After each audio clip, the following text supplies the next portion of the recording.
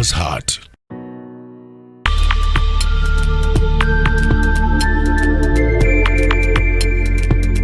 You are watching BGPtv, The Father's Heart.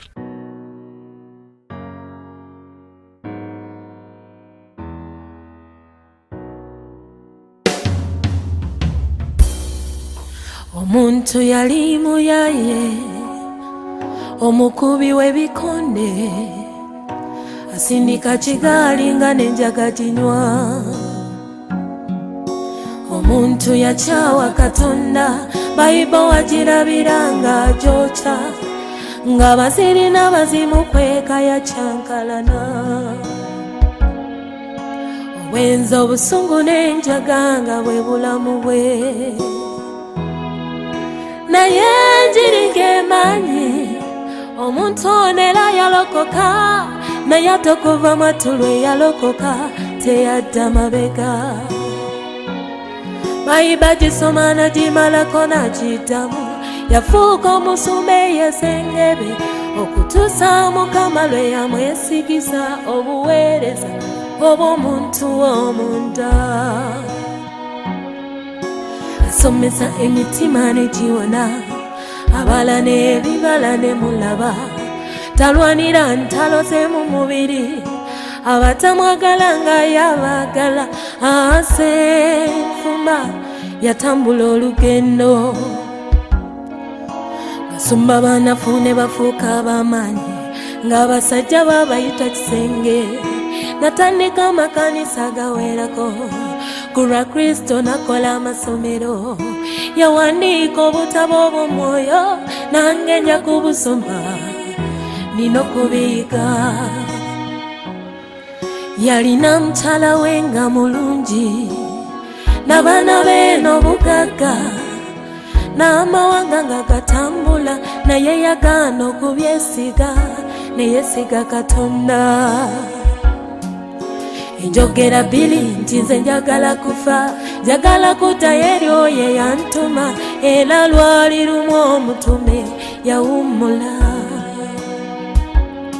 Ngeno tukaaba tusinda tuzirika, nga yali mu ggulu eryabuuka, kuba yali awangudde enseene embi.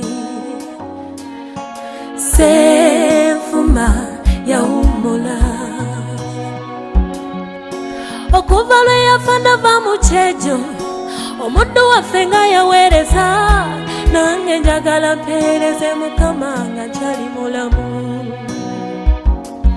Abooluganda tuve mu kwerumaluma, abooluganda tuve mu by'okuyomba, buli omu akole kyamuzaaza kuba tugenda.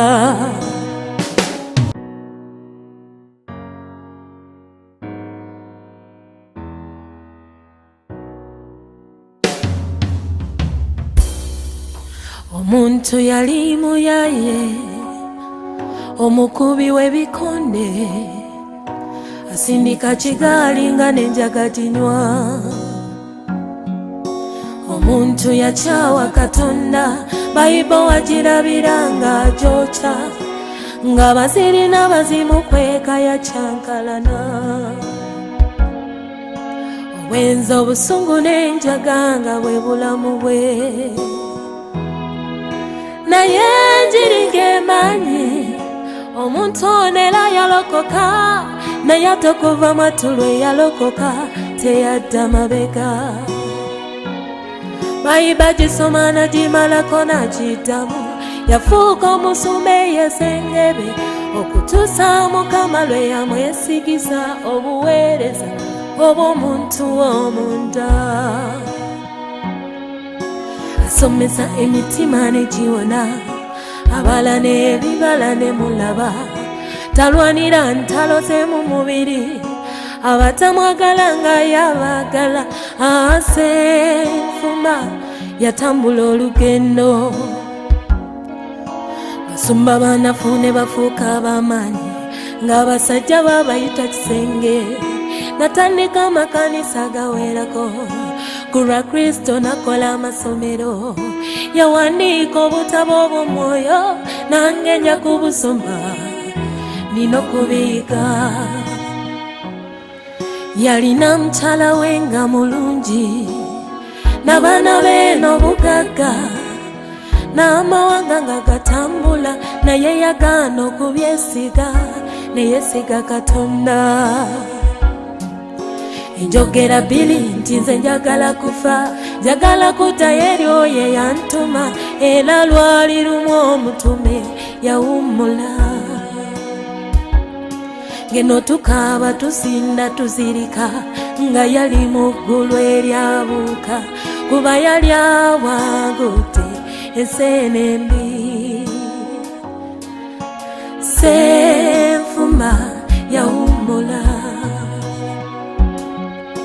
Okuva lwe yafa nava mu kyejo omuddu waffe nga yaweereza nange njagala mpeereze Mukama nga nkyali mulamu.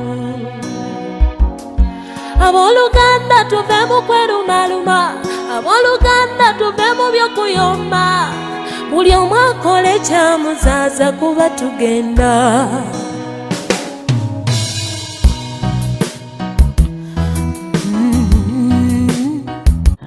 Amina. Tubalamusiza tukkiriza tugenda kutambula olugendo. Nakulwaliro ndowooza lwakujjukira kuzuukira kwa Yesu ate ng'obulokozi bwaffe butandikira awo. Today is a day for remembering the resurrection of our Lord Jesus Christ, and yet our salvation began from there. Naye lwakuba ku mulundi guno ndowooza services zaffe zikwatiddwa bulala it is okay ye twasigala nga ye Mukama. By this one time, our services are handled differently, yet it's very fine. The Lord remains God. Mukama asigala nga ye Mukama mu mbeera zonna. Lord remains the Lord in all circumstances. Nga musanyuka musigale nga musanyuka ku lw'erinnya lya Mukama si lwaleero lwokka nerika essanyu lyoyite nalyo kuyita mu wiki. Remain marrying, not only today, but let your joy keep going all the days. Dukka mbikola by'abatume ssuula ya 2. Run to the book of the Acts of the Apostle, chapter 2. Nga twogera ku mirembe gino egyakyama. As we speak about this perverted generation. Era nja kusaba owandiike bino. And I will request you to write down this. Omulembe ogwakyama tulina okufunayo ebibuuzo. For the perverted generation, we ought to have some questions. Kibuuzo ekisooka. Question number 1. Omulembe guno gwakyama gutya? When did this generation pervert? Ekyokubiri. Number 2. Gwakyama mu biki? Where did it pervert? In which things did it pervert? Ekyokusatu. Number 3. Baani abo abaakoleza oluyiira lw'okukyama kwagwo? Who are those people who ignited the journey of the perversion of the generation? Ebirala byonna tunaabinyiga. And the rest inside there. Nkiddamu. I revisit. Omutwe omulembe gwakyama. The theme is the perverted generation. Era gwe mulembe ogusembayo. And it is the last generation. Ebibuuzo ebigugenderako. The questions that follow. Gwakyama gutya? It perverted. How did it pervert? Muntu bwe bamugamba nti tukusanzeemu obulwadde. If a person is told that we have found you with a sickness, muntu aba ayagala kumanya bulwadde ki? a person may be eager to know which sickness. Kanaye mba njagala kumanya. So I also want to know. Gwakyama. The generation is perverted. Gwakyama gutya? How did it pervert?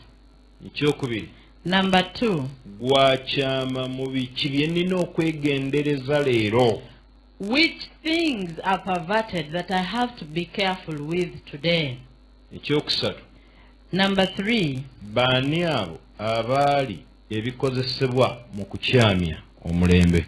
Who are those people who were used as instruments to pervert this generation?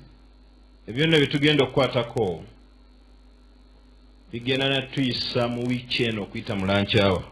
Those are the things that we are going to tackle, and throughout the week in the lunch hours broadcast, we shall be talking about that. Weetekete ku kuyiga. May you be prepared to learn. Essula ya bikola by'abatume, essula ya 2:40. We are in the book of Acts chapter 2 and verses 40. N'agamba bw'ati. And he said, Era n'abategeeza ebigambo ebirala bingi ng'ababuulira ng'abagamba nti mulokolebwe oba mulokokere mu mirembe gino egyakyama.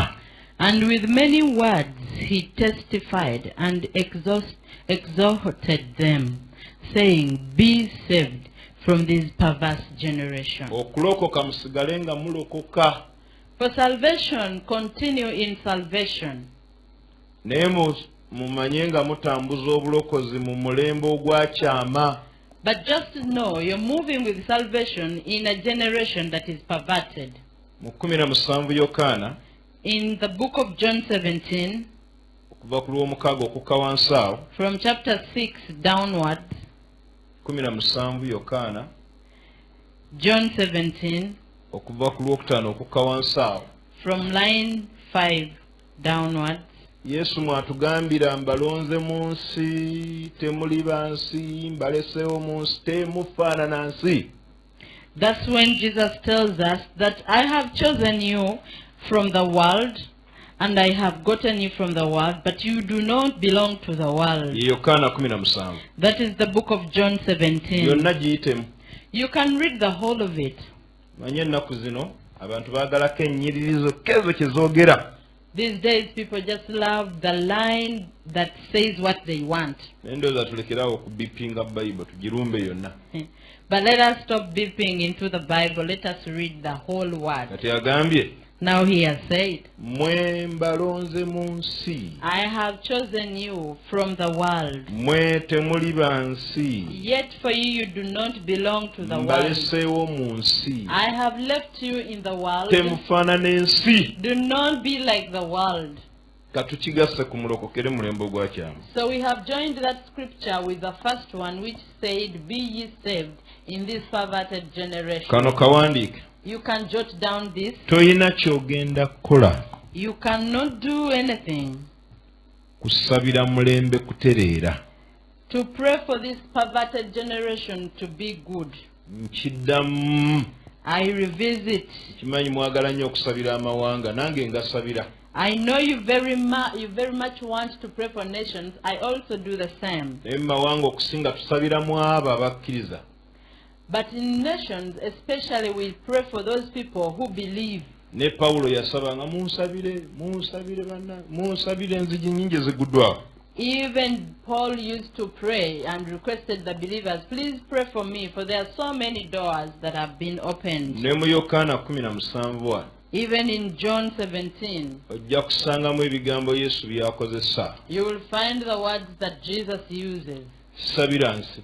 I don't pray for the world. Nsabira bano bakuumire mu nsi. I pray for these chosen ones that you may guard them within the world. N'essala ya Yesu egenda ku babe. Even the prayer of Jesus goes unto his own. Kale ekinyweza pointi yange egamba nti That establishes my point, which says, tosobola kusabira mulembe gwakyama ogutereeze. you cannot pray for this perverted generation to put it right. Jjukira ebibuuzo byaffe bisatu. Remember the three questions that we have written. Omulembe guno gwakyama. This generation is perverted.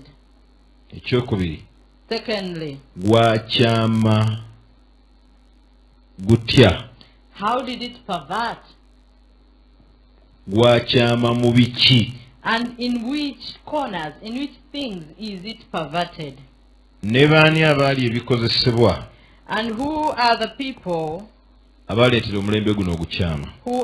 who acted as instruments to pervert this generation? Ebyo bye tugenda okukwatako okuyita mu wiiki. These are the things that we are going to talk about throughout the week. Tugenze mu kitabo ky'Abafiripi 2:15. We go to the book of Philippians chapter 2 and verses 15. Twogera ku mulembe ogwakyama. We talk about the perverted generation.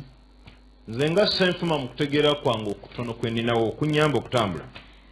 Me as Senfuma, depending on my understanding, which helps me to move on, ntya abasumba, I fear pastors, ntya bannabbi, I fear prophets, ntya abasomesa, I fear the teachers, ntya ababuulizi. I fear the evangelists. Mu kamwa kaabwe ne batatulabula nti omulembe guno gwakyamu. That in their mouth they do not want us against this perverted generation. Sermon ku sermon, sermon ku sermon. They are preaching sermon by sermon, many sermons, Lunaku ku lunaku. every day. Naye nga tebakubuulirako nti omulembe gwakyamu. But they don't tell us that this generation is perverted. Kyandeetedde okukemebwa okugamba It has brought me into a temptation to say, nti maybe tebagwogerako kubanga nawo baakyamira wamu nagwo. maybe they do not talk about it because they themselves are also perverted together with it. Mu Filipi 2 olunyira 12 okukka wansi agamba baagalwa. In the book of Philippians 2:12 it says, beloved, Nga bwe mwawuliranga ennaku zonna, as you have always si nga nze lwe mbeerawo lwokka, not as in my presence only, naye okusinga ennyo nga siriiwo. but now much more in my absentia. Mutuukirize ng'obulokozi bwammwe bwennyini Work out your own salvation more n'okutya with n'okukankana. fear and trembling. Pawulo agamba Paul is saying, obulokozi bwammwe temubutambuza nga wendi, do not move your salvation in my presence. temubwesigamya ku nze, Do not lean your salvation against mubutambuza me. oba wendi oba siriiwo. Please move on your salvation whether I am around or I'm not. Mwekolere obulokozi bwammwe n'okutya n'okukankana. Work out your salvation with fear and trembling. Olwa 15 Verses 15. mulemenga okubaako ekyokunenyezebwa newankubadde ettima ng'abaana ba Katonda abatayina bala wakati mu mulembe ogwakyama era omukakanyavu. That you may become blameless and harmless children of God, without fault in the midst of a crooked and perverse generation. N'oyo akisimbye, And that one who has it. basumba b'olwalo ne bannabbi ffe tumanyi okukwata bata ne tugukubako bata ow'omwoyo, ffe tumanyi ogusiika ne tugulungiya, ffe tumanyi ogugolola ne gufuuka omulongoofu omulembe gwakyama. Even Paul has established it. It's us, the preachers of these days, who always smear it with butter, smear it with any good thing, but the generation is really perverted. Ffe tumanyi ogusekeramu nga gwo tegutusekera. We are the ones who joke and play with it and laugh with it, but it does not laugh with us. Abaaguli ewala mu myaka nga gikyali mu 10,000. Those who saw it from afar, when years were still many thousands of thousands. Makkati ga Isaya ne Yesu okuzaalibwa waliwo emyaka nga 700. Amidst Jesus and Isaiah's prophecy, there is around 700 years. Makkati ga Danieli ne Yesu okuzaalibwa waliwo emyaka gye neetaaga okunoonyerezaako. Amidst Daniel's generation and the birth of Jesus' generation, there are so many years that I need to research Nabo about. bali eyo mu 780 nga Yesu tannaba kuzaalibwa. But there are so many years, around 600, 800, before the birth of Christ. Abo bali myaka 700 Those who are in 700 years, nga Yesu tannaba kujja, before the birth of Christ, baalaba omulembe gwaffe ne bakaaba. they saw our generation and they wept. Ne bakaaba ng'omukazi afiiriddwa omwana. They wept like a woman who has lost a child. Baakaaba. They groaned. Malayika n'akka wansi n'abagumya. And the angel came down to make them Bayibuli comfort. egamba mu Daniel 11, Daniel yalaba omulembe gwaffe, yakaaba n'okulwala n'alwala. The Bible says in the book of Daniel 11 that Daniel saw our generation and he became sick. Yalwala wiiki namba. He cried and became sick for a whole week. Yayongobera. He was so weak Nekitwala malayika kujja mugamba, that it necessitated an angel to come. by'olabye si bya mulembe gwo. to tell him that things you have seen are not in your generation. Esula 12 bibikkeko. That is chapter 12. That make a seal on them. Bibikkeko amagezi gagenda kweyongera si bya mulembe gwe situka oli ku mmere. May you seal them. They are not in your generation. Wisdom is going to increase. May you arise and have some food. Jukira. Remember. Ebyo byali bikyabulayo emyaka nga 8 Yesu ajje. That time there was around 800 years Jesus to come. Ne balaba ebiri mulembe gwe. And they saw things that would happen in our generation. Basumba bannange ne bantume bannange bannabbi bannange abasomesa bannange ababulizi bannange abakulembeze bannange ab'ebyomwoyo. My fellow evangelists, fellow pastors, fellow prophets, fellow teachers, my fellow leaders in spiritual matters. Mulabule abantu omulembe mwe bali munaabe omusaayi gwabwe. I urge you to warn your congregation of the generation where they are, that you may wash off their blood. Si babo. They are not your people. Byobasuubiza n'abamu tebagenda bifuna. The things that you promise them, some of them will not even attain them. Nadde ndowooza kubakkiriza mu Katonda. I was thinking about the believers in God. Nebiki ebibatuukako. And what happens to them. Bw'obisika bijja mu magezi g'obuntu tebikwatagana. When you draw them to come into your mind, you don't oyinza n'okwagala okukwata Katonda ensobi singa kibadde kisoboka. Maybe you can even say that God has mistakes, if it was possible. For example, ani yalanga Yesu? Who declared Jesus? Yali Yokaana. It was John the Baptist. Ebyafaayo bigamba the history say beemanya nga bakyalina mu mbuto z'abanyaabwe. They got to know each other when they were still in the berries of their mother. Maama wa Yesu basinkana ne maama wa Yokaana. When the mother of Jesus met the mother of John, abaana ne bazannya ne bagugumuka. The children in their berries arose and they played. Bakonektinga. They connected. Nga balinga abeemanyi. As if they knew each bonna other. bavudde mu nsi ya mwoyo. They all came from the spiritual world. Bazze ku mission ya ku nsi. They came on the earth's mission. Yokaana asinga Yesu ndoze emyezi 3. John is older than Jesus, like 3 months. Yokaana yasooka okufuluma. John comes out first. Atandika okulanga omusajja ajja, omusajja ajja, omusajja ajja, omusajja ajja. He begins to declare, the man is coming, the man is coming. So John yatuuka n'ajja. This man reached a moment and he Yokaana n'akoleeza omuliro gwa kumanyisa Kristo. And John ignited the fire of knowing Jesus. Era Yesu teyasanga buzibu bwe yajja. And Jesus did not find a problem when he came. Kubanga yasanga waliwo atereezezza ekkubo. Because he found that someone else had purged a way for him. Naye enfa ya Yokaana yeewuunyisa. But the death of John amazes. Bamukwata. He's got. Ekimukwasa kwogera ku kabaka nti olina omukazi omubbe. Why was it God captivated? Because he spoke about the king, that you have a stolen woman. Mazima ng'agayisa wakati. To speak the truth as it is.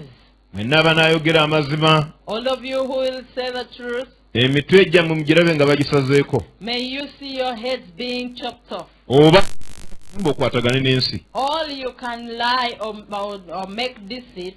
And then you connect with the world. Baba bakutte Yokaana. When they had captivated John, atuma ababaka. He sends messengers. Mugende mugamba oli mukwano gwange oli atera n'okujja awaka n'alya ku mmere. May you go and tell my friend who always come home and eats food. Nti mukwano gwo gw'okola naye omulimu bamukutte. That your friend whom you work in the same vineyard is being imprisoned. Ulira Yesu bw'amuddamu. Listen to what Jesus replies. Muddeyo mugambe Yokaana. Go back and tell John. Kisooka yasooka kubuuza. Mugende mubuuze yoyo yennyini gwe mpulirako oba waliwo omulala. Yokaana yatuma okubuuza. John first sent messengers to ask that is he the one that I have been preaching about, or I have been seeing, or there is another one. Makulu gaakyo ndi mu kkomera tajjanga na kundaba. And the meaning is, I am in prison and he has not even come to meet me. Yakimanyako. Did he get to know? Ababaka batuuke wa gwe wuuyo. Yokaana atutumye gwe wuuyo oba. The messengers went to Jesus and asked, are you the one? All. Yesu addamu ebigambo bino. And Jesus answers these words. Mugende mugambe Yokaana. Go and tell John. Ebyamagero The miracles bikolebwa. are being performed. Yes. Abafu The dead bazuukira. are resurrected. Abalema The lame batambula. walk. Abazibe b'amaaso The blind balaba. see. Abagavu b'amatu The deaf, nabo bawulira. they also hear. Muddeyo mugambe ebyo. Go back and tell him that. Ebyo bigamba ali mukomera. You tell those words to someone who is in the Senga prison. kubadde tukozesa magezi gano ag'obuntu. If you are using this carnal understanding, Oyina amaanyi agazibula. you have the power to open the eyes. Oyina amaanyi agazuukiza. You have the power to raise the dead. Tegeeza oyina n'amaanyi agaggulawo ekkomera. So you have the power to open the prison. Yagenda omulabako nedda. Did he go to visit him? No. Yagenda aggula ekkomera nedda. Did he go to open the prison? No. Yokaana aba ali mu kkomera. As John was in the prison, Kabaka the king n'aduumira commanded omutwe that the head bagusaaweko. may be cut. Abakkiriza The believers mu mulembe guno ogwakyama in this perverted bwe tuba generation, tukyayogera amazima, if we still say the truth, emitwe gigenze. the heads are gone. Emitwe gigenze. Our heads will be gone. Ekkomera gajja kufuuka maka gaffe. The prisons will be our homes. Naye temutya. But do not fear. Ebigambo ebyo mukwano gaffe yabitugamba. These words were said by our friend. Mulembe gwakyama. The generation is perverted. Mu kyamateeka 3:5. In the book of Deuteronomy, chapter 32 and verses Naye 5, yakakasa nti emirembe gyakyama. he also ascertained that the generation is perverted. Jjukira teweerabira.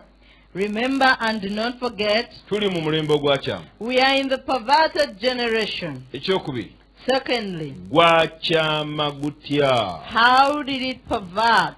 Ekyokusatu. Number 3, Gwakyama mu biki. which things are perverted in the generation? Ekyokuna. Number 4, Baani abo abali ebikozesebwa who are those people who wear utensils abaaleetera omulembe gwaffe okukyama? that caused this generation to pervert? Tetujja kuba tukiraba. We shall be seeing that. Kyamateeka 32:5. The book of Deuteronomy, chapter 32 and verses 5. Baasooka okutambula ne Katonda olw'okuba nabo baali batambulira mulembe ogwakyama. Those who moved with the Lord first, even them they were moving in the corrupted Baatuuka generation. ekiseera ne bakolanga ebitali bya butuukirivu eri. They reached a moment to do corrupted things before the Lord. Ngambye ekyamateeka 32 onyolwa okutaano. I said the book of Deuteronomy 32 verses 5. Baakolanga ebitali bya butuukirivu eriye. They have corrupted themselves. Si mu baana be. They are not his children. Si kyali kibuuzo. It was a question. Because of their blemish, a perverted and crooked generation. Wulira ku ekyo. Listen to that Lowooza ku ekyo. and think about it. Baani abo abaamujeemera? Who are those people who disobeyed the Be Lord? yajja mu nsi y'Emisiri ng'abakoledde ebikulu n'ebyamaanyi. Those he gotten from the country of Egypt when he had performed great Olw'okuba miracles. baali bayita mu mulembe ogwakyama nga ne bavudde ne mu mulembe era omukyamu. Because they were moving in the perverted generation and they were coming from a perverted nation. Obubi obwo bwe baalaba Emisiri bwatuuka ekiseera ne buttuka. The evil they beheld in Egypt reached a moment and it came out. Nkisanga ludda wa? Where do I find that? Bikola bya Ttume 7 egamba nti baava e Misiri naye Misiri teyava mu mitima gyabwe. The book of Acts chapter 7, it says that they came out of Egypt, yet Egypt did not come out of their hearts. Era tukiraba And we see it ne mu Kuva 32 in the book of Exodus chapter Musa 32. bw'alwayo When Moses tarried, ngamba ku lusozi when he tarried from the mountain, baalumba Alooni. they went and confronted Aaron. Ne bamugamba Alooni, tukolere yanguwako tukolere bakatonda. And they told to Aaron, please hurry up and make for us a god. Ng'enjala basiibwa okunyiiza Katonda. That they were being inched by by annoying the Lord. Ulira kye bagamba. Listen to what they Musa say. aluddeyo tetumanyi kimutuuseeko. Moses has tarried. We don't know what has happened to him. Tukolere bakatonda. May you make a God for us. Tubalangire nti be baatujja mu nsi y'e Misiri. That we declare them that they are the ones who got us from the Egypt. Twebuuze ebibuuzo bino. Let us ask ourselves this question. Baakijja luddawa nti Katonda bakola mukoli. Where did they get that idea that you can make your own God? Baakijja luddawa nti Katonda afaanana ng'ennyana. Where did they get it that God looks like a calf? Ebbanga lye baabeera e Misiri, The time they stayed in Egypt, baalabanga Misiri ebintu byesinza. they would see the Egyptians, the things they used to worship. Baalabanga Abamisiri engeri gye bakolamu bakatonda. They would see the Egyptians, how they used to mold their God. Bo tebaakikola nga bali Misiri. They did not do it as they stayed in Ne bwe Egypt. baali batambula mu ddungu, But when they were moving in the ekyo wilderness, ekyabayingiramu nga bakyali e Misiri. that which entered their hearts as they still stayed in Egypt, Bwe baava e Misiri kyo tekyabavaamu. when they moved out of Egypt, it did not come out Bwe of baatuuka mu them. ddungu ne banoonya Katonda nga tebamulaba. When they reached the desert and they searched out for God in vain, Ne batunuulira ne Musa eyali gwe baali batunuulidde nga naye talabika. and when they beheld Moses, the one they had watched, and he was not being seen, Obumisiri obuli mu bo bwagolokoka. the Egyptianship that was in them arose. Obumisiri bw'okusinza ebifaananyi The bwagolokoka. character of Egyptians to worship idols arose. Kungulu Bayisirayiri Outside they were Israelites abaawebwa n'engeri entuufu ey'okusinza. who were instructed the right way of worship. Baabano bakola ennyana. They are here making a calf. Baakijjawa. Where did they get it? Baava Misiri. They came from Egypt. Misiri yabayingiramu. Egypt entered in Tebaamanya there. nti ebayingiddemu. They did not know that they had gotten Bwe it. basigadde bokka, When they stayed by themselves, Obumisiri bwavaayo. Egyptian character came out. Ekibuuzo ekirala. Another question. Bwe tuba nga tuli mu nsi eyayonooneka, If we are in this perverted world, omulembe omwononefu, the perverted generation, nga waliwo n'abaagukolezaako okwonooneka ogwo, and there are those people who ignited the corruption upon it, olowooza otya ggwe? what do you think? Olowooza teriyo bukyamu bukulimu nga tobumanyi? Don't you think there is some corruption that is within you when you don't know it? Nga kitundutundu ku byokkiriza by'otegeera naye nga tomanyidde ddala nti ekyo mulembe.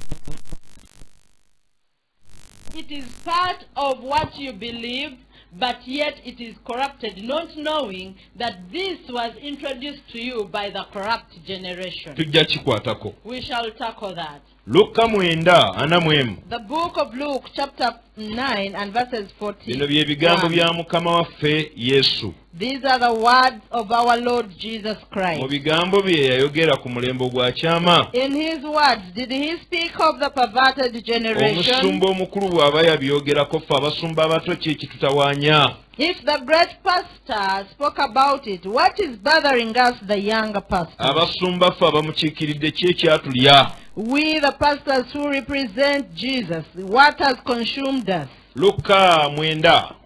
The book of Luke, Olunyiri luno lwana mu lumu.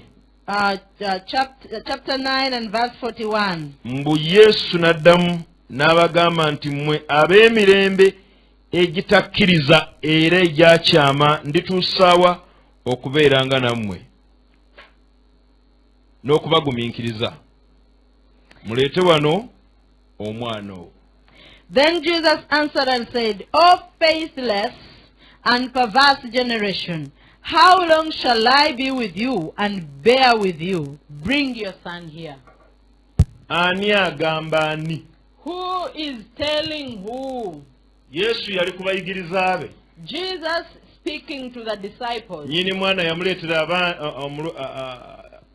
maama w'omwana oba bazadde b'omwana baleeta omwana eri abayigirizwa ba Yesu. The parents to the child brought the child to the disciples of Jesus. Ne balemererwa okumuwonya. And they failed to heal the child Ng'olw'obutakkiriza obwali mu bo. because of the faithlessness in them. Olw'omulembe omukyamu ogwali gwabazibikira okulaba nti Katonda asobola. Because of the perverted generation that has covered them not to see that Jesus is that God is able. Omuzadde ono n'ayongerayo omwana eri Yesu n'amugya ku Erosiwa n'amutwala ku Erosi esingako.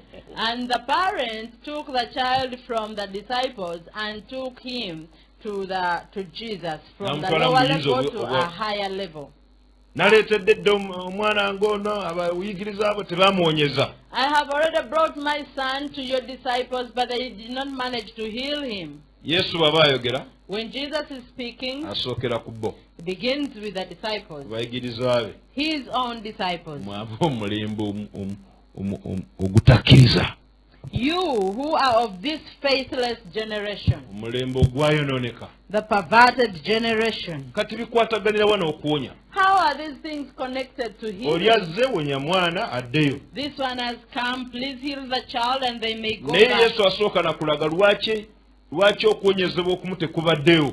But Jesus first shows why some healing has not happened. Kubanga gw'omulembe gwe tulimu mubi. Because the generation in which we are, it is perverted. Okukkiriza mu bya Katonda kizibu nnyo. Believing in divinity is very hard. Mikwano tuli mulembe ogwakyamu. Friends, we are in a perverted generation. Matayo 16:4. The book of Matthew 16, verse 4. Era nagwe yagwogerako. Also, he spoke about it. Ab'emirembe emibi egy'obwenzi banoonya obubonero, so tebaliweebwa akabonero wabula akabonero akayona. A wicked and adulterous generation seek after a sign, and no sign shall be given to it except the sign of prophet Jonah. N'abaleka n'agenda. He left them and departed. Wulira amannya agali ku mulembe gwaffe mubi mwononefu mwenzi. Listen to the names that are named for our generation. It is a wicked, it is adulterous. Mukkiriza gwe bw'oba olina ekirowoozo ky'obulamu obutaggwaawo. You believer, if you have a thought of eternal life, yaayana nnyo okumanya omulembe gwe mwoli gwayononeka gutya. yearn very much to know how the generation in which you live has been perverted. Kigenda kukutaasa nnyo. It will rescue you the more. Bwe tubeera baakunona ku mulembe guno, If we are to fetch on this generation, okulaba obubi bwagwo, to see its corruption, twetaaga tuddeyo ku mirembe gyasooka we need to go back to the first generation nga bwe tugenda ogikyalira. as we are going to visit it, Tunoonye mulembe ku mulembe that we may seek a generation after n'emize generation gyagwo.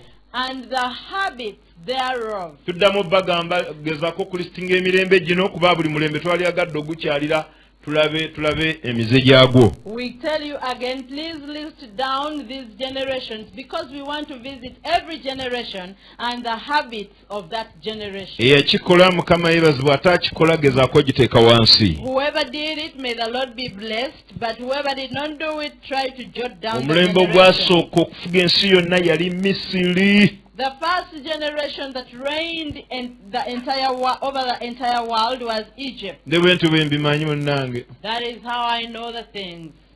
Mulembe ogwokubiri Asiriya. The second generation was Assyria. Oyo nno yafuga katono. That one reigned for a little Era more. n'emize gye oginoonya mitono nnyo. When you look for its habits, they are very few. Omulembe ogwokusatu Babiro. The third one was Babylon. Kati ebintu byayonooneka nnyo ku mulembe gwa Misiri. Things so much gotten corrupted during the reign of Ne Egypt ku mirembe gya Babiro. for the generation of Babylon. Jjukira twanukula bibuuzo biri. Remember, we are answering the other questions. Tuli mulembe gwayonooneka. We are in this perverted generation. Gwayonooneka gutya. How did it got corrupted? Era gwayonooneka mu biki. And which things are corrupted in this generation? Ekyokusatu. Number 3. Baani abo abaakozesebwa okwonoona emirembe. Who are those people that were used to corrupt this Kale generation? katugende mu maaso, omulembe ogwokuna baali ba Medi. The fourth generation was made Persia. Baakolera wamu n'Abaperusi. They worked together with the Persians. Mulembe ogwokutaano baali ba Yonaani. The fifth generation was Greece. Ogw'omukaaga yali Roma.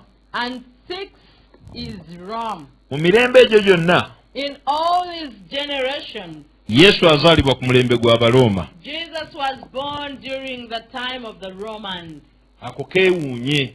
Now get amazed at Then that. omulembe ogw'omusanvu mwe tuli leero The generation in which we are, ye United Nation, amawanga ageegasse. we are under United Nations, nations that have joined Nga themselves. bwe twegasse, nga bwe tuli wansi w'obuyinza obw'amawanga ageegasse mu by'obufuzi.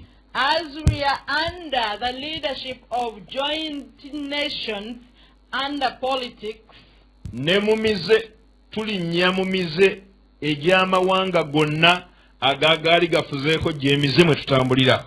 even in habits, in character, we are moving in the characters or in the habits of all those nations that have ever reigned. We are moving in those characters. Kyova olaba leero okumanya amazima, guno omulembe gukukkiriza amanya amazima gasigale mu bwongo naye tegakkirira mu mitima era tegakkirira n'ebigere byo gatambuliramu.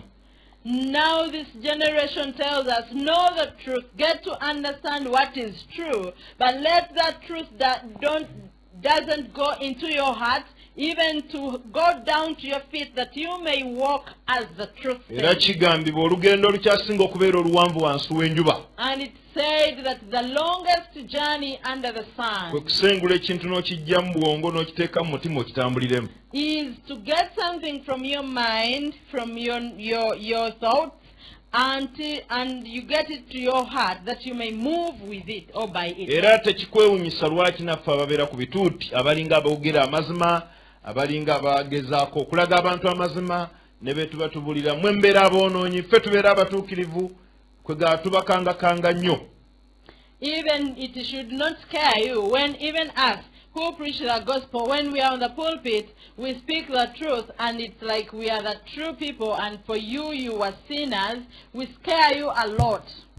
Mukyewuunya lwaki nga tumaze okuva ku bituuti. You wonder why, when we have left the pulpit, Ku mazima gonna ge tugambye of all the truth that we have told you, tumaliza tulumba bye twayogera nga tubikuba ne tubitambuliramu ne bifuuka bulamu bwaffe obutusesa n'enseko ne tubiwolereza. we wind up going back to the things which we have spoken against as per the word of God. We go back to them and do them, and even laugh with them, and even speak good about them. Yesu agambira temukola nga bwe bakola, mukole nga bwe bagambye. That is why Jesus says, do not do as they do, but do what they say. Ekibagambye nti mukole nga bwe bagambye aba yakuwa byawandiikibwa gaba mazima bwe gaba gamulemye ggwe geŋŋange. What they say, that do what they say, but don't do what they do. It's that if they gave you the truth according to the scriptures, please walk in that truth. Do not try to be perfect and walk in the truth that is told you, and do not walk as they do. Tekikwewunyisa bakubanga obufumbo obukyamu ne bakuba bazzeemu okuwasa ne bakuba batannabagattibwa ne bakuba bali mu bwenzi ng'ate babikola kyere lwatu nakyo nga si kyansonyi gye bali. Doesn't it wonder your mind?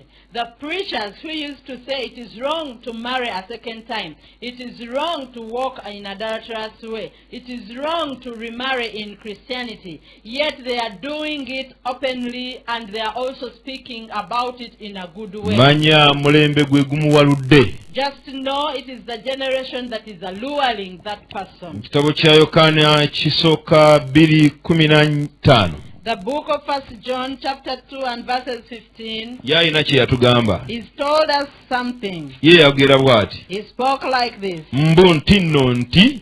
That.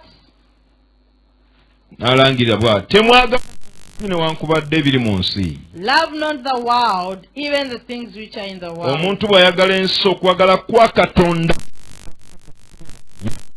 Someone loves the world, the love of God is not in them. Kubanga buli ekiri mu nsi. For all that is in the world, okwegomba kw'omubiri koma. the lust of the flesh, comma, okwegomba kw'amaaso koma. the lust of the eyes, comma, n'okwegulumiza kw'obulamu. and the Comma. exaltation of life, Tebiva comma, eri kitaffe. do not come from our naye Lord, biva eri ensi but they come from the world, era ensi eggwawo n'okwegomba kwayo and the world is passing away, and the naye lust akola thereof katonda is. by'ayagala anaabeereranga emirembe egitaggwaawo. But he who does the will of God abides forever. Lwaki bakoona ku nsi?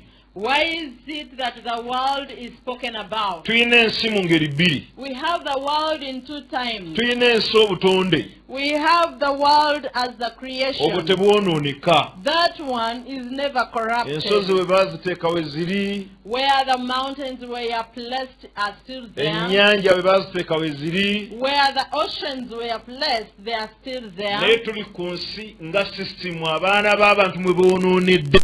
But we are talking about the world as the systems in the world where the sons of men have gotten Ekyo tujja corrupted. kikwatako. We shall tackle that. Dduka mangu ddala mu kitabo kya Kubikula 17. Run very fast to the book of Revelation 17. Njagala tuddemu tulowooze ku mirembe giri gye twakoze lisiti yaagyo. Let us again go back and think about the list of the generations that we wrote down. Omulembe ogwokusatu mu mirembe mu lisiti eyo The third generation, or the third reigning country in that list, bw'oba okebedde mu lisiti yo if you checked in your list, ejja kubeera Babilooni. it will be Babylon.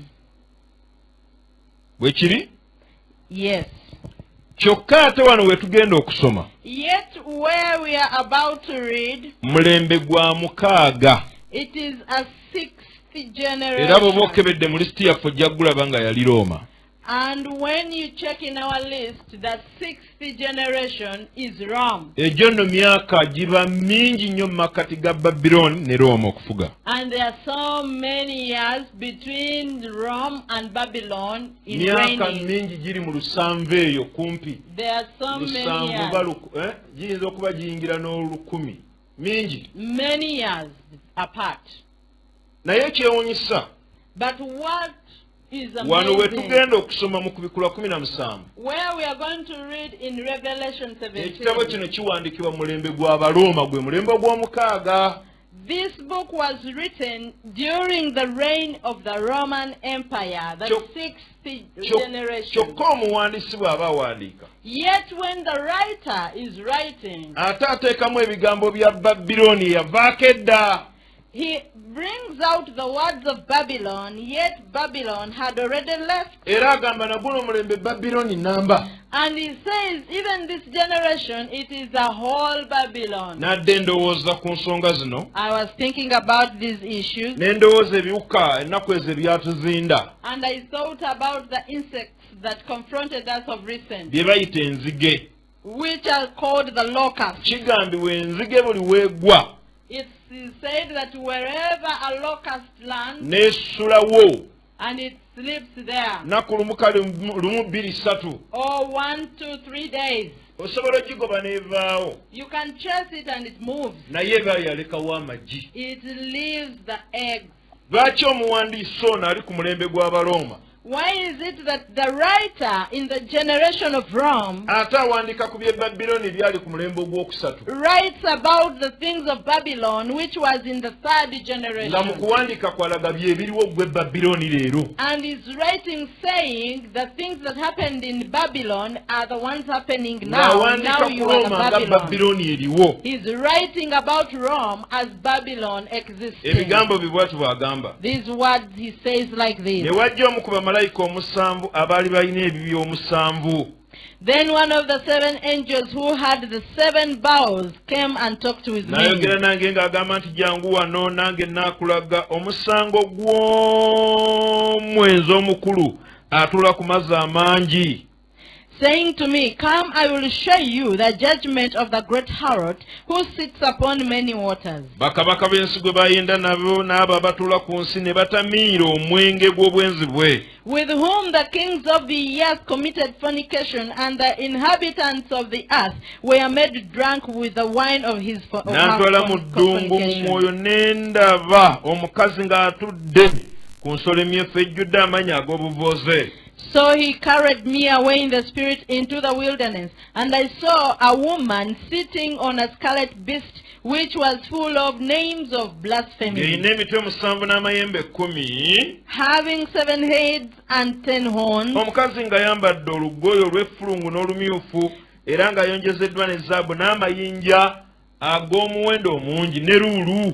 The woman was arrayed in purple and scarlet, and adorned with gold and precious stones and pearls, ng'alina mu mukono gw'ekikompe ekya zaabu, having in her hands a golden cup, ekijjudde emizizo y'empitambi y'obwenzi bwe, full of abominations and the filthiness of her ne ku fornication. kyenyi kye erinnya eriwandiikiddwa ekyama Babiloni ekinene, nnyina w'abenzi era ow'emizizo gy'ensi.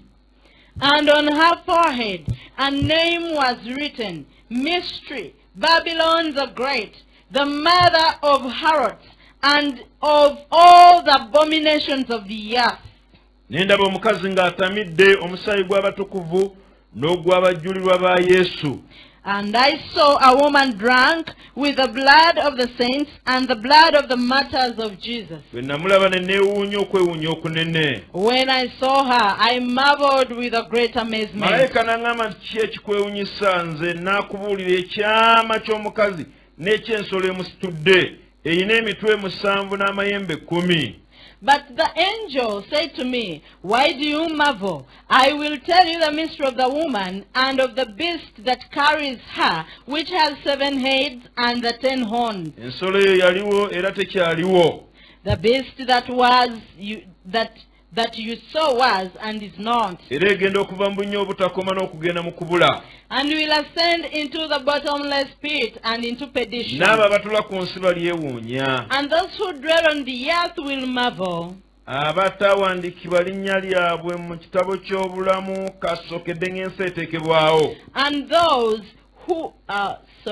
whose names are not written in the book of life from the foundation of the Bwe world. baliraba ensolo nga yaliwo era nga tekyaliwo. When they see the beast that was and is not ate yet era erijja. and is yet, Awo we wali omwoyo ogulina amagezi. here is the mind with wisdom. Emitwe 7 z'ensozi 7 omukazi z'atuddeko. The 7 heads are the 7 mountains upon which the woman Era be sits, bakabaka 7, abataano bo baagwa.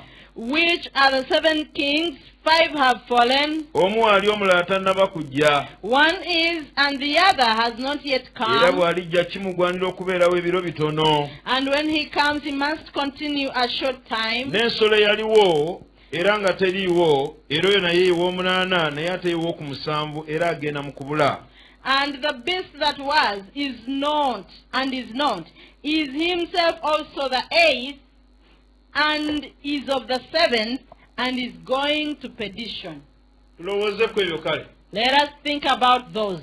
Babiloni Babylon gwe gwali omulembe ogwokusatu, was the 3rd generation. guno gwa 6. This one is the 6th Ekitabo one. kino nga kiwandiikibwa, As this book was being written, Yokaana bamugamba jangu tukulaga ebifuga ensi. John is told, Come, we show you the things that reign the world. Malayika n'amutwala mu ddungu n'ala.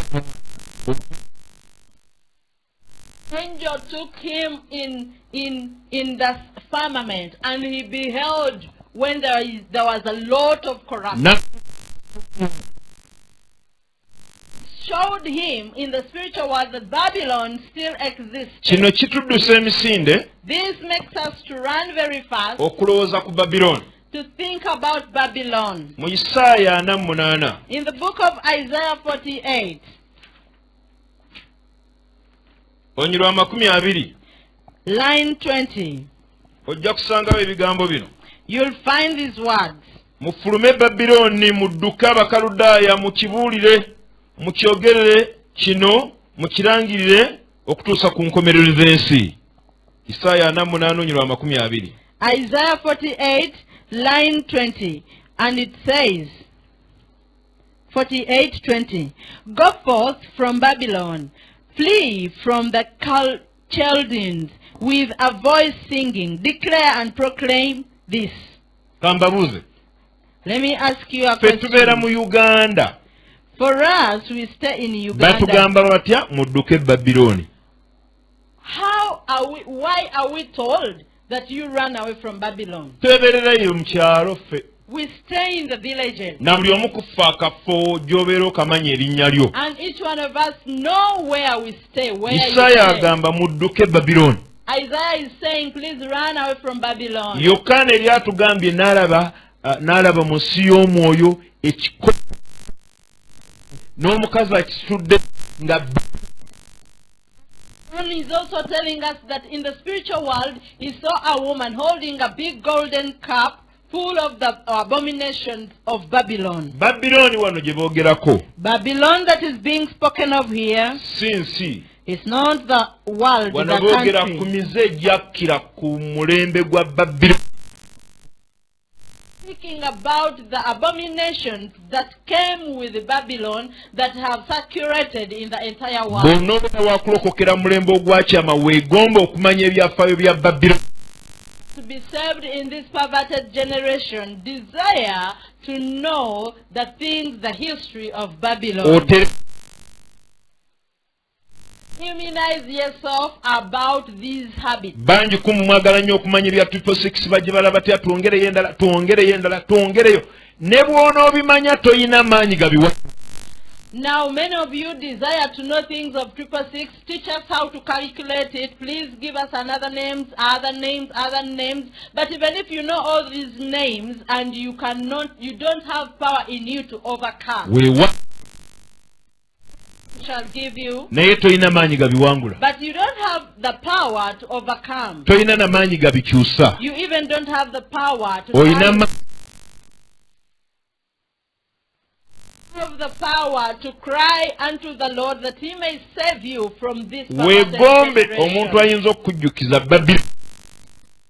Admire someone who may remind you of the things of the habits which came with bw'obanga Babylon. wazaalibwa mu mulembe If you were born in a generation omuli ettamiiro n'effujjo ly'emize gy'e Babiloni, which has all the drunkenness and all the folly from Babylon, olowooza wagisimatuka? do you think that you escaped? Bw'oba oyagala okumanya ebimu ku byafaayo bya Babiloni, If you want to know some of the history of Babylon, emize gy'e Babiloni, the habits of ojja Babylon, kusoma ya ssula ya 18 eyakubikkulirwa. you will read the book of Revelation chapter Ku bikkula 18. 18 Revelation 18, ekimu ku bye boogera ku Babiloni they speak about Babylon as it was strong. kijja nakwewuunyisa bwe nakigamba. It will even amaze you when I tell you Bwali busuubuzi. it was merchandise. Kati gwe owulireyo nsonga. Now, do you feel that is a big issue? Busuubuzi. It was merchandise.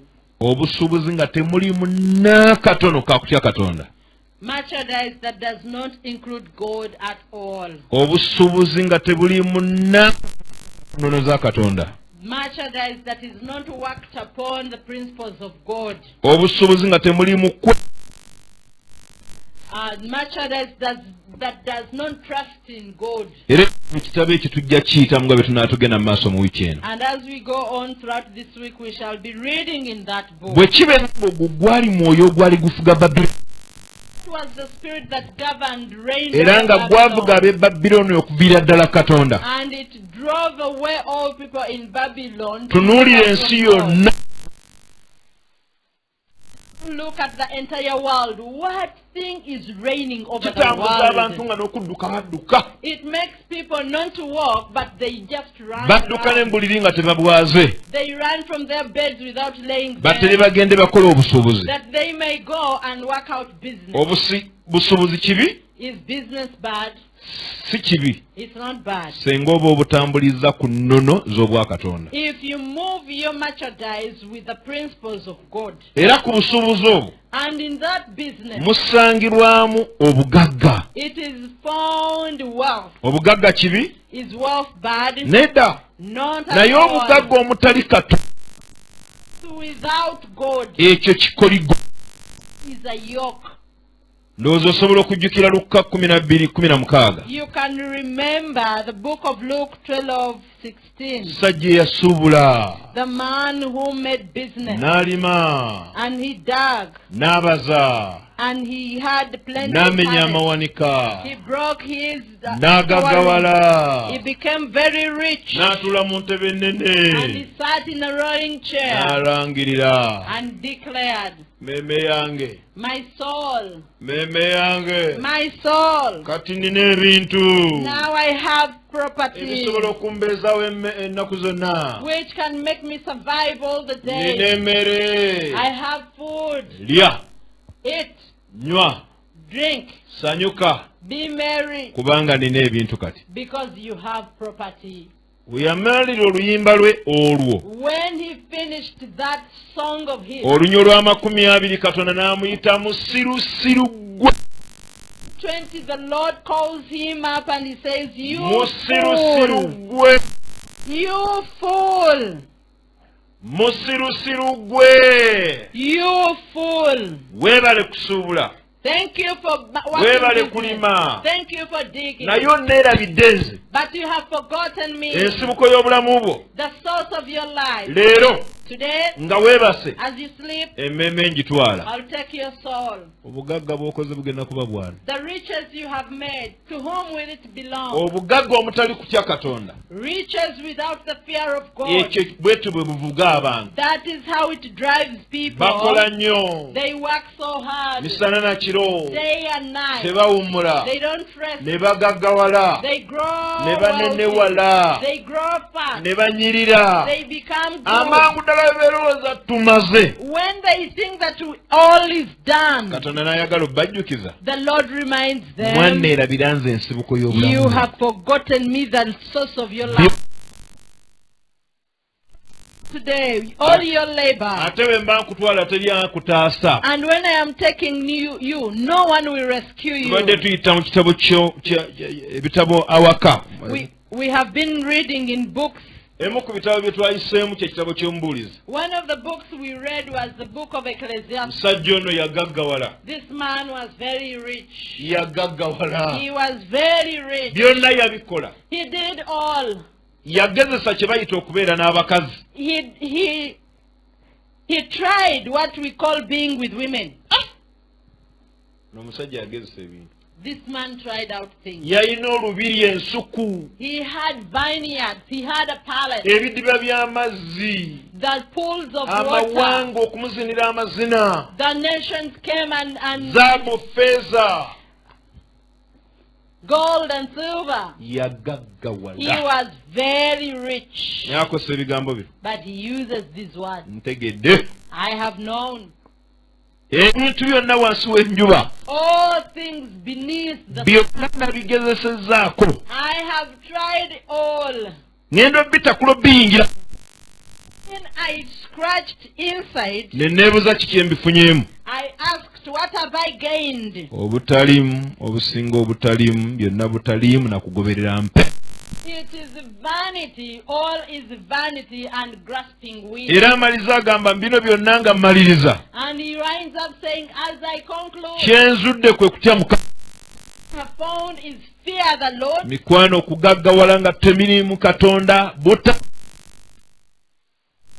To grow rich without the fear of the Lord, it is vanity, all is vanity. Era yagambye ebintu bibiri byokka byazudde biyinza okugasa omuntu wansi w'enjuba ate akaseera. And he said that there are only two things that I have discovered which can benefit man beneath the sun. Lya ku by'olina, Eat of the things that you nywa ku have, by'olina, drink of the things that you tewajja na have. kintu, You did not come with tojja kuvaawo na anything. kintu. You will not live with Babylon. anything. Babylon Yali nsuubuzi y'amaanyi nnyo. was a great business Nga bwe nation, tujja okubeera nga tukiraba. as we shall see. Bwe tuba twogera ku mwoyo gw'e Babylon, When we speak about the spirit from Babylon, tetusobola kuleka kigambo busuubuzi bweru. we shall not leave out the word business Kubanga outside. mu busuubuzi Because in merchandise, obugagga gye buva. wealth comes. Kati awo tuba twongedde omwoyo gw'okubiri mu Babylon. Have added another Yali Babylon, ngagga which busu. and wealth. Kyokka ojja gisanga wakati mu busuubuzi bwayo And you will find amidst its business n'embugagga bwayo and amidst its cannot remove the word sorcerer. Ate ng'obulogo. And sorcery, obulogo buva Misiri it comes from Egypt. ate nga ne Misiri yabujja ku munaala e Babeli. Yet Egypt also fetched it from the Tower of Kati Babel. obulogo buzze bujjira mu mayengo ku buli mulembe. Now sorcery has been coming in waves in every generation. Bw'okikolwa leero So that and wealth, you do not separate it with sorcery. abasuubuzi batono nnyo They are so few. They are obabalira very ku few ngalo business people. You count them on your fingertips. ng'obusuubuzi bwabwe temuli mu bulogo. That in their business there is no witchcraft. Batono They are very few. n'abo bayitako mu makanisa Even those who pass by church. bayitayo lwa Sande, bayitayo ku Christmas, bayitayoko ku Easter. Even those who come to church, they come on Christmas, on Easter, on naye nga Sunday. balogo But they are sorcerers. Babylon. Babylon. Katonda agambye abantu bange mufulume Babylon. God has said, my people, get out of Babylon. Mufulume emize egyafuga Babylon. May you get out of the habits that reigned over Babylon. Wulira emize egyo. Listen to those habits. Busuubuzi, It is business, bugagga, wealth, ekizeeko bulogo. sorcery, or Ku witchcraft. Babylon tosobola kugyawukanya na ttutumu. And Babylon, you cannot separate it with fame. Awabeera obugagga, Where there is awabeera wealth, obusuubuzi, where there is business, bugagga, wealth, fame comes. Babylon Babylon. tosobola mwawukanya na kusinza bifaananyi.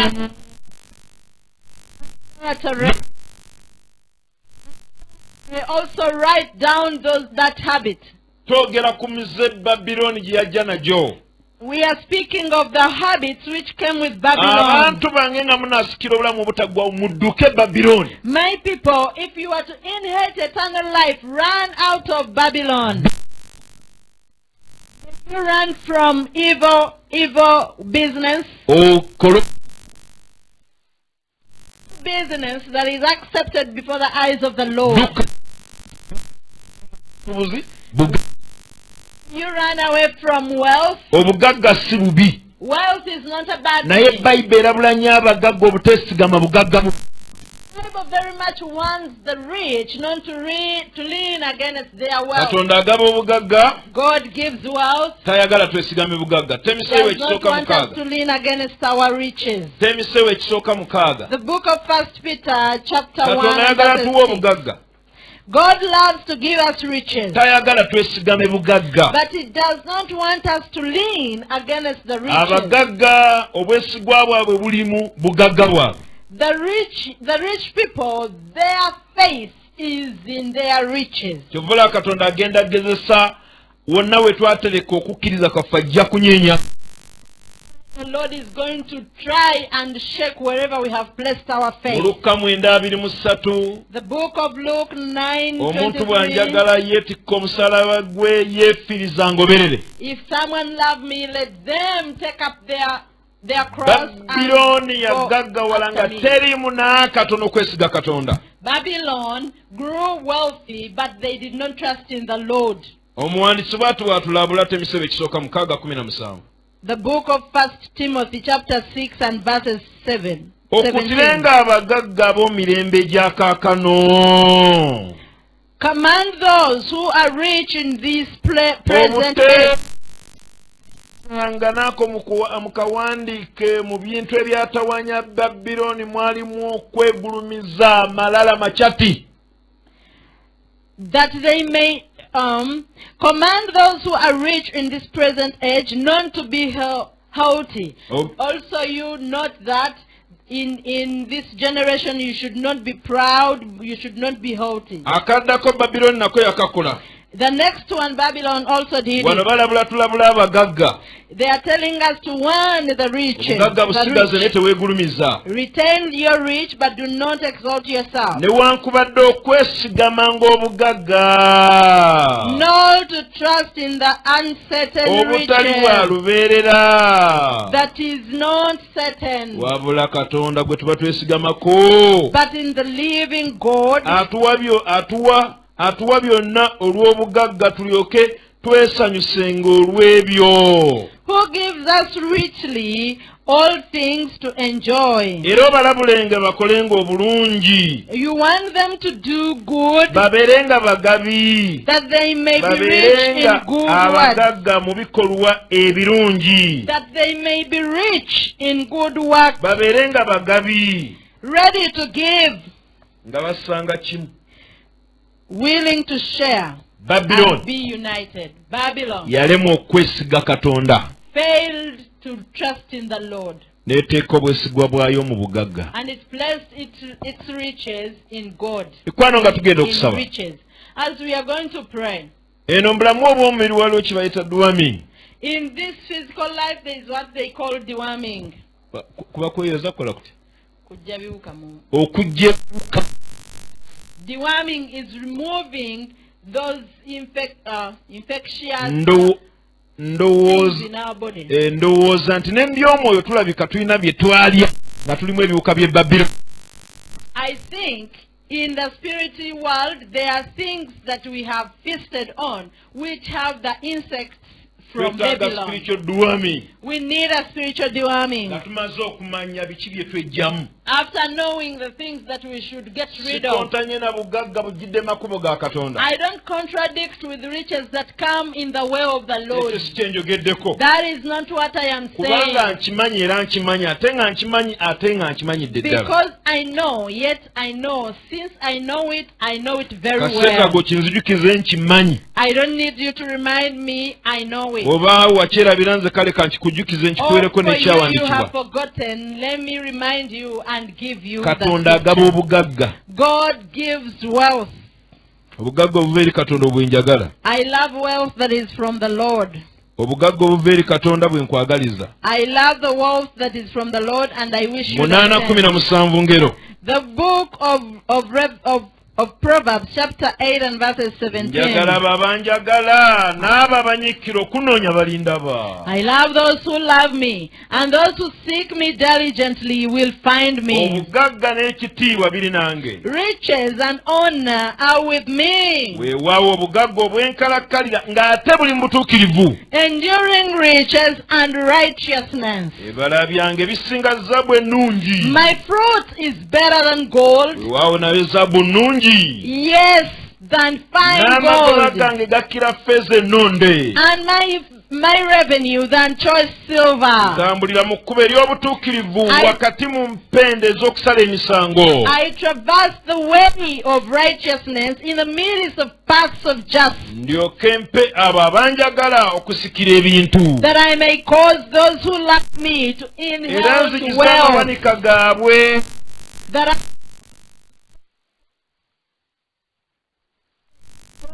that rich, obugagga omuli okutya katonda riches that is combined with nga righteousness. katonda omukule God before everything. kati obugagga tubawuddemu engeri bbiri We have separated wealth in two ways. obugagga obulimu okutya katonda Has the fear of God, era nga n'ekimu eky'ekkumi okijja mu bibyo and yet you also remove the tithe from your nga belongings, n'ekibereberye okifulumya and you also bring out the first fruit. beera kugabya eri bamulekwa n'eri bannamwandu A giver to the widows and the orphans. beera mugabya eri abayala May you be a giver to those who are hungry. kati ekyo nkima I know that. omuntu atya katonda ateekeddwa okukozesa ebintu A person who fears the Lord must use what they have, okusobola okubeera ng'abikozesa okugondera katonda that they may use to obey the Lord. Luka 16 atugamba The book of Luke chapter 16 tells mwekwanire us, mikwa you befriend things that are not holy. kozesa property to build the heart of another Sitaani person. akozesa bintu okumenya emitima gy'abantu. The devil uses things to break people's hearts. Olina abantu bewayawukana nabo Separated nga companies. Stop concerning property. manya Just know sitaani yali mu makkati gammwe. the devil was amidst. Nze namulembe guno ogusembayo You and I are going to be used in this last tetugenda generation under the spirit of Babylon, kubeera na mwoyo the spirit of God. okukozesa ebintu by'atuwadde We use the things he has nga entrusted tetwenyumiriza us. Any boasting. tetubikola batulabe We don't work out that we may tetubiteeka na mawulire. put it in public news. Abalogo abamu ab'omu kibuga ekyo kye bakola The sorcerers in the city, they do the same. kyagaba miliyoni 2 nga tewaliwo kamera emukwata They don't give 2 million without the camera in front. mu Uganda. That is not for us. Yesu agambye brethren. omukono guno bwe gugaba Jesus has said when this hand is guno given, hand not you give, do not get your microphone and blow w'ofuyira ende trumpet. Your bw'ogaba sirika gw'ogabidde yabaayogera. when you give, please keep quiet. The one you have given, let Eyo them talk. ennono entuufu ey'okugaggawala mu Katonda. That is the right principle of getting wealthy in the Ye Lord. nnono entuufu ey'okukozesaamu ebintu ebikalu. It is the right principle of using tangible Naye things. bw'oba ogenda gaba kamera ne zikuwerekera zirabe abantu balabe. But if you're going to give and the cameras follow you, that they may see and the people Eryo may onoonya see. tutu mu Babiloni. Looking for fame, Babylon. Leka nze naawe tukozese ebintu. Let me and you use the property we have, Katonda amanyiwe nga ye Katonda. that the Lord may be known as God. Twagala kusabako. We want to pray. Era mbayita mwenna abanawaayo ssente. And I invite you all who are going to give Kubanga money, ssente zeetaagisa. because money is needed. Waayo ekimu kye eky'ekkumi. May you give your tithe. Waayo ekibereberye ekyo. May you give your first fruit. Waayo ensigo yo. May you give your Waayo okwebazaakwo. thanksgiving. We may give those who don't have what to Ennamba give. z'amasimu. The numbers of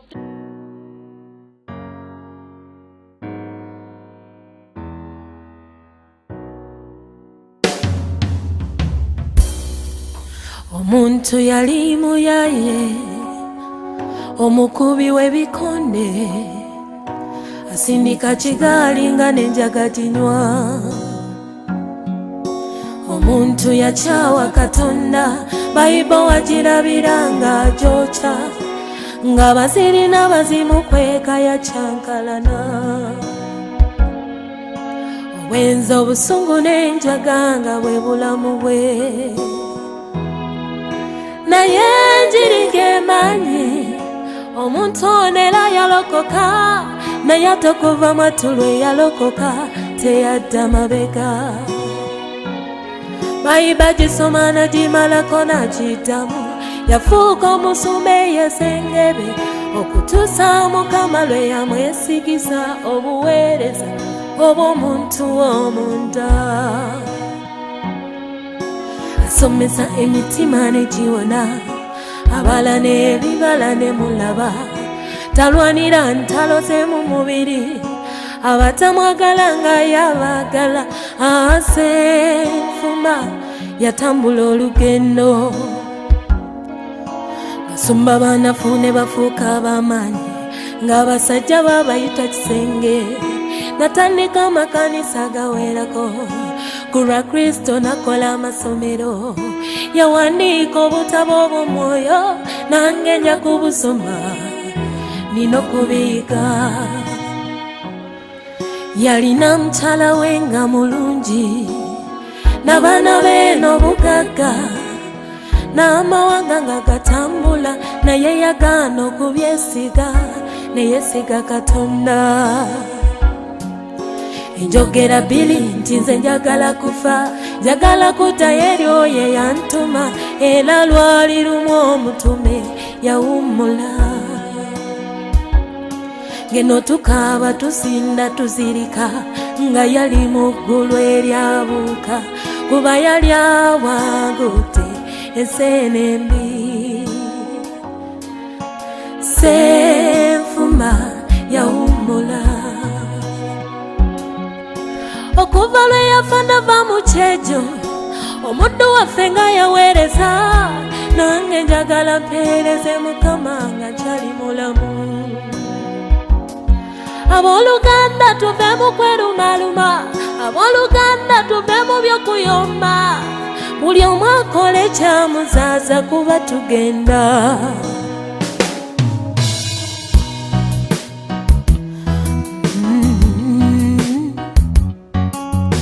Genda kuteeka amatafali ku mulimu guno Yesu gw'ozimba. Genda kuteeka amatafali ku mulimu guno Yesu gw'ozimba. Kanfuna katiba ak'ekyuma, kola amatafali agazaabu. Genda kuteeka amatafali ku mulimu guno Yesu gw'ozimba. Ekinkozesa gano agazaabu kuba omulimu bali kuyisa mu muliro. Genda kuteeka amatafali ku mulimu guno Yesu gw'ozimba. Ngenda kusaba nga bwe sisabangako, kiseera kya kubotola. Genda kuteeka amatafali ku mulimu guno Yesu gw'ozimba. Ngenda kuwa omubiri gwange nga saddaka, kwe kuweereza okw'amagezi taata. Genda kuteeka amatafali ku mulimu guno Yesu gw'ozimba. Bwe byantambaala taata n'onkuuma ng'ontegekera okuweereza kuno. Genda kuteeka amatafali ku mulimu guno Yesu gw'ozimba. Bwe nasanga gudde sijja kumugeya, nga mukwata ku mukono ye muganda wange. Genda kuteeka amatafali ku mulimu guno Yesu gw'ozimba. Ngenda kwagala nnyo abatagalibwa, kubanga nange nali sagalibwa. Genda kuteeka amatafali ku mulimu guno Yesu gw'ozimba. Kambuulire njiri nga kyalina omukka, kubanga luli kyalumuze ne ŋŋenda. Genda kuteeka amatafali ku mulimu guno Yesu gw'ozimba. Njagala kukola ekyanzaza, njagala kukola ekyantonza. Genda kuteeka amatafali ku mulimu guno Yesu gw'ozimba. Sagala kuba kwabo bakulumya omutwe, njagala kuba kusanyusa Yesu. Genda kuteeka amatafali ku mulimu guno Yesu gw'ozimba.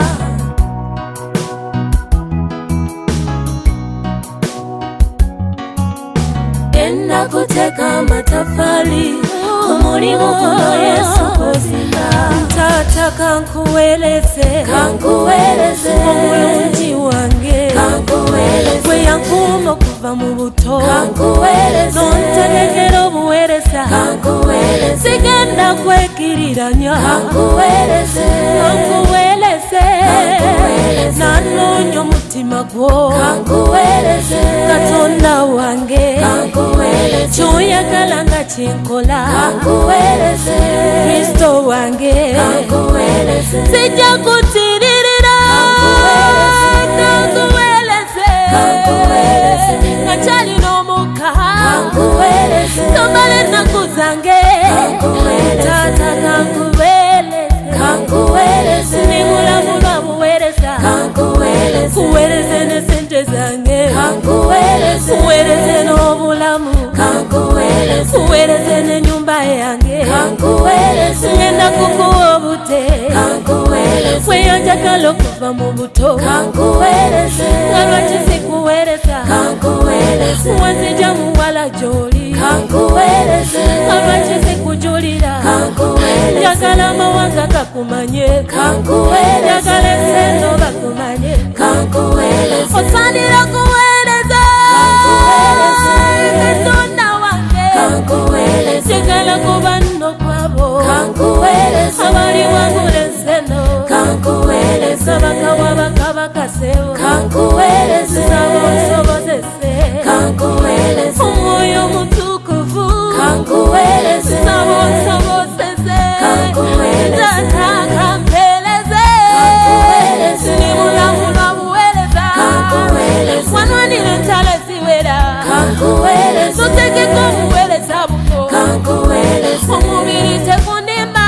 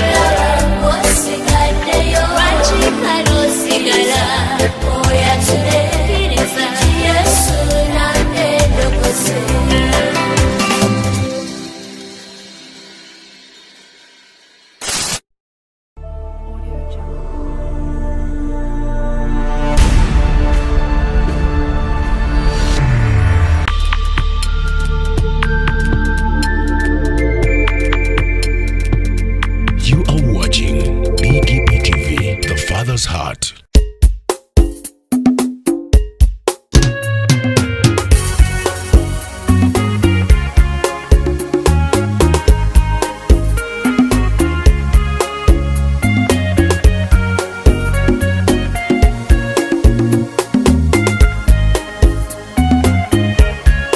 Juicy one no over there, baby. Nairaba munango kuse, ono muchalia wongo sajja kude. Bobo muchala ngabano lina, olwamanyi gasebengerera. Kachoro webuza nakola ntyanze, kuba emyaka nennaku ebigenze. Birowoozo bikulumiriza, munango kiraba nti obulamu bumpi, amangu ddala buba bugenze. Kyansolinemu okubeera wano, jjukira omutonzi ng'okyali mulamu. Lumu mu biseera byange eby'eddembe, natambulako ndiise ku maaso, batambula nnengera limbo, nesalawo kukyama neetegereze, ne nnengera ejjinja ku ntaana, nga kuliko ebiwandiiko bwe biti. Nze nno gw'olaba naliko nga ggwe, ate gye bujja naawe ojja kubanga nze. Osibula omukwano nti paka nkya, enkyalutuuka nga yagenze, bakubikira nti ow'omukwano bambi agenze.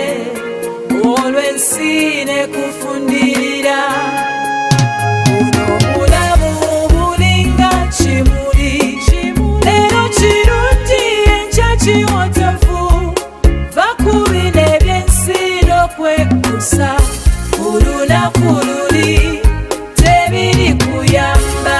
Munango kiraba nti obulamu bumpi, amangu ddala buba bugenze. Kyansolinemu okubeera wano, jjukira omutonzi ng'okyali mulamu. Uncle James lwe yava e Bulaaya, yajja ne Kagonga akwataganye, omukyala n'abaana baali Entebbe, nga bamulinze Kabulada. Bwe yabalaba emigugu n'asula, n'ayanjala emikono anywegera abaana, kyokka bbo abaana bamuyita mu nkwawa, bakwate emigugu gye yali alese. twagala bitondo kusinga omutonzi byatuwadde byetugulumiza aleeta engalo semmere gyali oyagala kitoola yetomuliko munango kiraba nti obulamu bumpi amangu ddala buba bugenze kyasolinemu okubeera wano jjukira omutonzi ng'okyali mulamu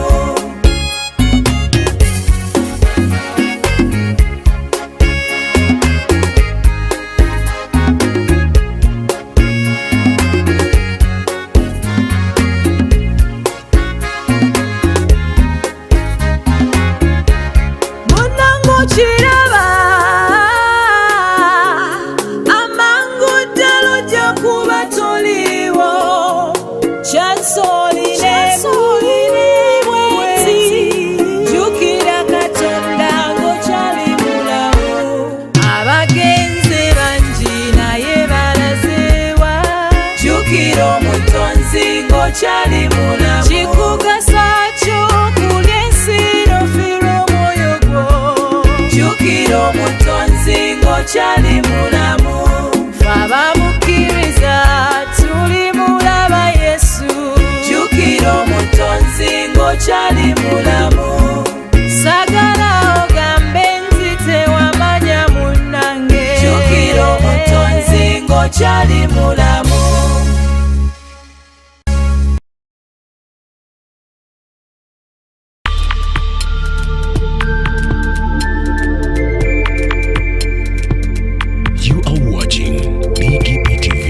Father's Heart. Tekulina buyiniko mukisa gwa mukama kwampadde nkimanyi Obadde okimanyi nti osobola ofuna event planner and manager okuteekerateekera omukolo gwo gwonna kati osobola okumufuna nga mulokole obutafuna stress yonna. BGPevents be bantu abatuufu oyagala kekisi ebifaananyi ebirungi ne vidiyo mmotoka z'abagole mu bika eby'enjawulo kyangu tukuyambe tukola decoration ali ku mulembe tulina bridal gowns ne changing wear obutebe tents abafumbi abalungi saako PA system ekyuma ekisunsula obulungi ate nga tukulira ne bajeti y'omukolo gwo ejja mu nsawo yo saakuba ashers baffe abali smart abataswaza mukolo gwo n'abogezi b'emikolo abalungi bakatumwa ate nga tusobola n'okufunira reception y'omukolo gwo kati oyagala suuti makanzu agatwalibwa ku buko oba gomesi tubikufunira ku bisale ebirungi BGPevents bwetegeka omukolo tukuletera n'abayimbi abasanyusa abagenyi bo saako kukola selection y'ennyimba ezigendera ku mukolo gwo. Esimu 07758683 oba tusange Facebook page yaffe oba Twitter, YouTube ne Instagram. Blessed Charles, Blessed Gospel Promotions, BGPevents. Twewaayo for excellence, flexibility, time, integrity and hard working.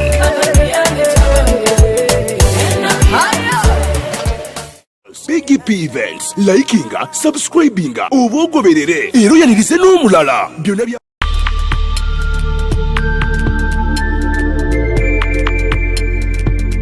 You are watching BGPtv, the Father's Heart.